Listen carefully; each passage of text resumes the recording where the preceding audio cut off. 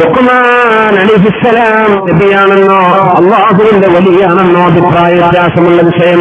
മഹാനായ ലുഖ്മാൻ റളിയല്ലാഹു അൻഹു സ്വന്തം മോനോട് പറഞ്ഞു കൊടുക്കുന്ന വാക്ക് കേൾക്കണം. സ്വന്തം മക്കളോട്, നമ്മുടെ മക്കൾ സ്കൂളിൽ പോകുന്നില്ലേ, കോളേജിൽ പോകുന്നില്ലേ, നമ്മുടെ മക്കൾ അങ്ങാടികളിലൂടെ നടക്കുന്നില്ലേ, ഷോപ്പിംഗ് മാളിലൂടെ കറങ്ങുന്നില്ലേ, എന്താണ് നമ്മുടെ മക്കളോട് നമ്മൾ പറഞ്ഞു കൊടുക്കാറുള്ളത്? എല്ലാ ഉപദേശവും ഏതെങ്കിലും ഒരു വാപ്പ, ഒരു ഉമ്മ സ്വന്തം മോന് ഒരു ഉപദേശം കൊടുത്തിട്ടുണ്ടോ? ലുഖ്മാൻ അലൈഹിസ്സലാം സൂറത്തുൽ ലുഖ്മാനിലെ 17-ാമത്തെ ആയത്ത് അല്ലാഹു മാതാപിതാക്കളോട് പറയുന്ന ഒരു വലിയൊരു ആഹ്വാനമാണ്. എന്ത് നമ്മുടെ മക്കളോട് പറഞ്ഞു കൊടുക്കാം? ബിസ്മില്ലാഹിർ റഹ്മാനിർ റഹീം. യാ ബുനയ്യ, കുഞ്ഞുമോനെ, യാ ബുനയ്യ, കുഞ്ഞുമോനെ, ഇബ്നി, എന്റെ മോനെ എന്നതിന് പകരം ബുനയ്യ സഗീറാണെന്ന് പറയും. സ്നേഹത്തോടെ വിളിക്കുമ്പോൾ അങ്ങനെ പറയും, എന്റെ കുഞ്ഞുമോനെ, ഇഷ്ടപ്പെട്ട മോനെ എന്നാണ് അതിനർത്ഥം. യാ ബുനയ്യ, അങ്ങനെയാണ് വാപ്പ, ഒരു ഉമ്മ, ഒരു ഉപ്പ മക്കളോട് പറയേണ്ടത്. അങ്ങനെയാണ്, അങ്ങനെയല്ല, സ്നേഹത്തോടെ കുഞ്ഞുമോനെ, എന്റെ പ്രിയപ്പെട്ട മകനെ, എന്റെ ഉപ്പ സ്നേഹിക്കുന്ന മോനെ, അങ്ങനെ പറയണം. കാരണം മക്കൾ സ്നേഹത്തിന് വേണ്ടി ദാഹിക്കുന്നവരാണ്. ആ സ്നേഹം ഉമ്മയും വാപ്പയും കൊടുത്തിട്ടില്ലെങ്കിൽ അതൊരു കാമുകാന്മാരിൽ നിന്ന് കൈപ്പറ്റാൻ ശ്രമിക്കും. അപ്പോഴാണ് വിളിച്ചോട്ടൊക്കെ ഉണ്ടാവുന്നത്.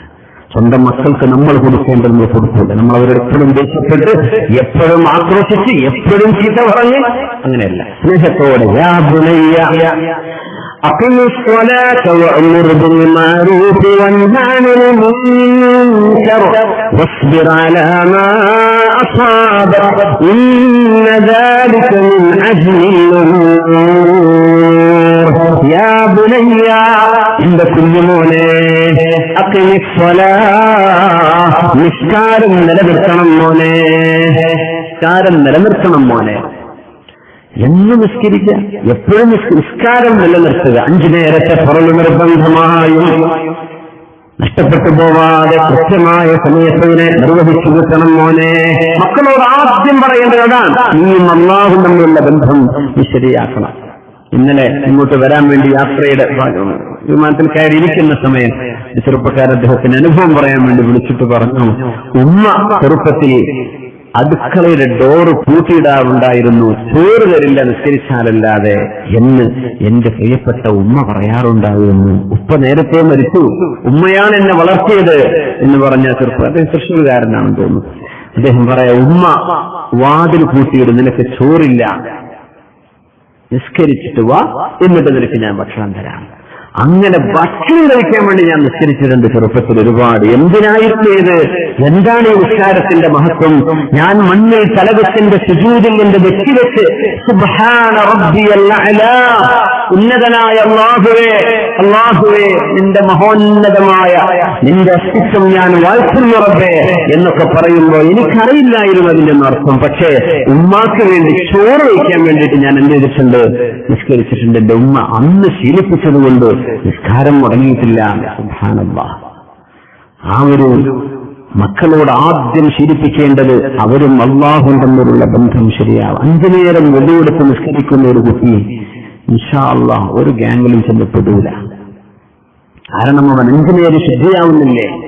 5 നേരം ഇഹ്ദിന സിറാത്തൽ മുസ്തഖീമ സിറാത്തൽ ലദീന അൻഅംത അലൈഹിം ഗൈറിൽ മഗ്ലൂബി അലൈഹിം വലല്ലാഹീൻ.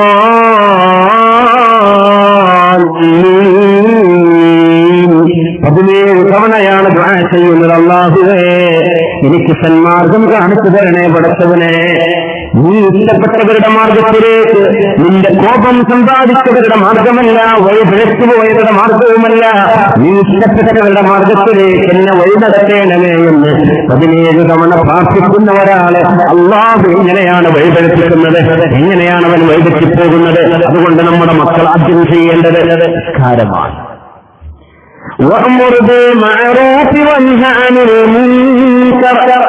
സ്വന്തം മക്കളോട് നിങ്ങൾ നന്മ ചെയ്യല്ലേ, നന്മ ചെയ്യണം എന്ന് പറയേണ്ട സ്ഥാനത്താണ്.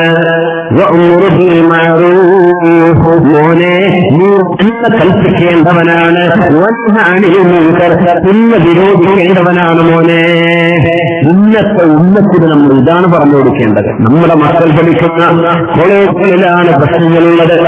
മുസ്ലിമീങ്ങളുടെ മക്കൾ പഠിക്കുന്ന എഞ്ചിനീയറിംഗ്, മെഡിസിൻ, മെഡിക്കൽ കോളേജുകളിലാണ് ഏറ്റവും കൂടുതൽ അരാജകത്വം കാണുന്നത്. പ്രൈവറ്റ് കോളേജുകളിൽ അല്ലാത്തിടത്തും മുസ്ലിമീങ്ങളുടെ പണക്കാരുടെ മക്കൾ, മുസ്ലിമീങ്ങളായ ആളുകളുടെ മക്കൾ കയറിയിറങ്ങുന്ന സ്ഥലങ്ങളിൽ പ്രശ്നമുണ്ട്. എന്തുകൊണ്ട്? നമ്മൾ അവിടെ ചെന്ന് പീഡമാസ്വദിക്കാൻ നമ്മുടെ മക്കൾ അവിടെ ചെന്ന് ഏതെങ്കിലും ഒരു പ്രവർത്തകനെ നന്നാക്കാൻ ഇതിനെ കൊണ്ട് കഴിഞ്ഞാൽ എത്ര മാറ്റമുണ്ടാകും ആ ക്യാമ്പസിൽ. നമ്മുടെ മോൻ ചെന്ന് കയറിയതിന്റെ ശേഷം ആ ക്ലാസ്സിലെ കുട്ടികൾ നന്നായി എന്ന് പറയുമ്പോ, നമ്മുടെ മോൻ ഹിജാബ് ധരിച്ചു ചെന്നപ്പോൾ എത്രയോ വഴിപെട്ട് ജീവിച്ചിരുന്ന പെൺകുട്ടികൾ നന്നായി എന്ന് കേൾക്കേണ്ടിടത്താണ് നമ്മുടെ മക്കൾ കാരണം വഴിപെടുത്തു മറ്റു മക്കളെന്ന് കേൾക്കുന്നത്. സങ്കടകരമല്ലോ ഇത്, വിഷമമല്ലോ ഇത്. അതുകൊണ്ട് നന്മ ചെയ്യണം, പിന്നെ ചെയ്യരുത് എന്ന ആ ഒരു ഉപദേശത്തിനും മുമ്പിൽ കടന്നുകൊണ്ടാണ് ലുഖ്മാൻ അലൈഹിസ്സലാം മോനോട് പറയുന്നത്, മോനെ നിങ്ങൾ നന്മ കൽപ്പിക്കുകയും പിന്നെ വിരോധിക്കുകയും ചെയ്യണം. നിന്റെ മോൻ എവിടെയെങ്കിലും ചെന്നാൽ അവിടത്തുകാർക്ക് നന്മ പറഞ്ഞു കൊടുക്കണം. ആരെങ്കിലും തിന്നു ചെയ്യുന്നുണ്ടെങ്കിൽ അവരോടത് ചെയ്യല്ലേ എന്നെന്റെ മോൻ പറയണം എന്ന് പറഞ്ഞാൽ ഈ മോൻ എന്തായാലും ആ തിന്മ ചെയ്യില്ലല്ലോ. സുബ്ഹാനല്ലാഹ്. ഏറ്റവും ഉയർന്ന ഹൈ ഓർഡർ തിങ്കിങ് മഹാനായ ലുഖ്മാൻ അലൈഹിസ്സലാമിന്റെ ഈ വാക്കുകളിൽ കാണും. നീ നന്മ ചെയ്യണം, തിന്മ ചെയ്യല്ലേ എന്ന് മാത്രമല്ല, നീ നന്മ ഉപദേശിക്കണം, തിന്മ വിരോധിക്കുകയും ചെയ്യണം. സുബ്ഹാനല്ലാഹ്. واصبر على ما أصابك, എന്തെല്ലാം പ്രയാസങ്ങൾ നിനക്ക് വരുന്നുണ്ടോ മോനെ, നന്മ പറയാനും തിന്മ വിരോധിക്കാനും തന്നാൽ നിനക്ക് പ്രയാസങ്ങൾ വരും. അത് മോനങ്ങ് സഹിക്കണം. നമ്മളൊക്കെ സഹിക്കാം, എല്ലാവരും. ഞാൻ സഹിക്കാം, ചേകനൊരുന്ന് വിളിച്ചു, എന്നാലേക്കോട്ടെ, അള്ളാഹ് പുറത്തു കൊടുക്കട്ടെ എന്നാ ഞാൻ പറയാം. അൽഹംദുലില്ലാഹ്, അള്ളാഹു പുറത്തു കൊടുക്കട്ടെ. ഇതൊക്കെ സംഘടന തലയിൽ കയറിയതുകൊണ്ട് തോന്നിയതാണ് എന്ന് പുറത്തേക്കിറങ്ങിയവർക്ക് മനസ്സിലാവും എന്താണ് ഇതിൽ സത്യം അസത്യം എന്ന്. അതുകൊണ്ട് പുറത്തു കൊടുക്കട്ടെ എന്ന് നമ്മൾ ദുആ ചെയ്യുന്നു. പുറത്തു കൊടുക്കാം, മാപ്പ് ചെയ്തു കൊടുക്കുന്നു. ഞാൻ പുറത്തു കൊടുത്തു, ഓരോരുത്തരും പുറത്തു കൊടുക്കുക. തീർച്ചയായും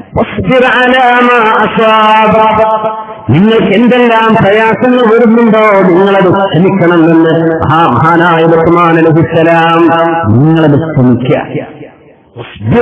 എന്തുകൊണ്ട് പറഞ്ഞു? നന്മ വിരോധിക്കുകയും നന്മ പ്രചരിപ്പിക്കുകയും തിന്മ വിരോധിക്കുകയും ചെയ്യുന്ന സമയത്ത് ശത്രുക്കളുണ്ടാവുക സ്വാഭാവികമാണ്. ഞാനല്ലോ ഇബ്ലീസ് ഉണ്ടാവില്ല, കൂടെ മിനിമം ഇബ്ലീസ് ഉണ്ടാവും. കാരണം ഇബ്ലീസിന് നന്മ പ്രചരിക്കുന്നത് ഇഷ്ടമല്ല, ഇബ്ലീസിന്റെ തിന്മ തടയപ്പെടുന്നതും ഇഷ്ടമല്ല. അതുകൊണ്ട് ഇബ്ലീസിന്റെ വലിയൊരു സംഘം ഇത്തരക്കാരുടെ കൂടെയുണ്ട്.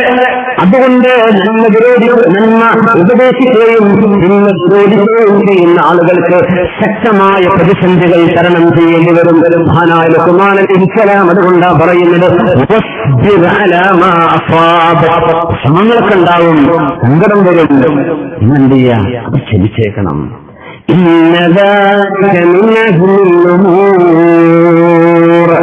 അത് അങ്ങേയറ്റം അല്ലാഹു ഇഷ്ടപ്പെടുന്ന കാര്യമാണ് ക്ഷമിക്കുക എന്ന് പറയുന്നത്. സ്വന്തം മക്കളോട്, സ്വന്തം മോനോട് ലുഖ്മാൻ അലൈഹിസ്സലാം ചെയ്ത ഉപദേശമാണത്. ലുഖ്മാനുൽ ഹകീം തങ്ങളുടെ ഖബർ നിങ്ങൾക്ക് സിയാറത്ത് ചെയ്യാൻ അവസരം ഉണ്ടായിരുന്നു. ഈജിപ്തിലാണ്, എന്റെ ഓർമ്മ ശരിയാണെങ്കിൽ അലക്സാൻഡ്രിയയിലാണ്, ഇസ്കന്ദരിയ. ലുഖ്മാൻ തങ്ങളുടെ ഖബറുണ്ട് അവിടെ. ഈ മഹാനുഭാവൻ ഈജിപ്തിലാണ് മഹാനവരുടെ അവസാന കാലമൊക്കെ ജീവിച്ചത്. ചരിത്രവും അങ്ങനെ കൊന്നെയാണ്. അടിമയായിരുന്നു, വലിയ ഹിക്മത്താണ്. അല്ലാഹു തത്വജ്ഞാനം നൽകി ആദരിച്ച മഹാനാണ്. അല്ലാഹു ആ മഹാനുഭാവന്റെ ഈ സാരോപദേശം നമ്മുടെ ജീവിതത്തിൽ നമ്മുടെ മക്കൾക്ക് പകർന്നു കൊടുക്കാനൊക്കെ അല്ലാഹു നമുക്ക് തൗഫീഖ് നൽകട്ടെ. ആമീൻ.